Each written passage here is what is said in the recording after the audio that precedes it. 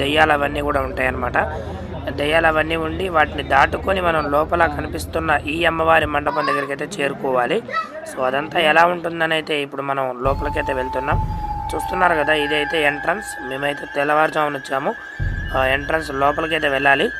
లోపలికి వెళ్ళిన తర్వాత చాలా అందరూ భయపడుతూ ఉన్నారనమాట, ఎట్లా ఉంటుంది ఏంటని. లోపలికి అంటే ఒక గుహ లాంటిది ఏర్పాటు చేశారు. వీళ్ళంతా కూడా పిఓపి యూజ్ చేసి ఒక గుహ లాంటిది అయితే ఏర్పాటు చేశారు. ఇందులోకి ఇద్దరిద్దరిని పంపిస్తున్నారు అనమాట, ఒక్కొక్కరిని కాకుండా ఇద్దరిద్దరిని పంపిస్తున్నారు. చూస్తున్నారుగా లైన్ ఎంత అయితే ఉందో, ఇదంతా కూడా లైన్ అనమాట. ఇప్పుడైతే మనం కూడా లోపలికి అయితే వెళ్దాం.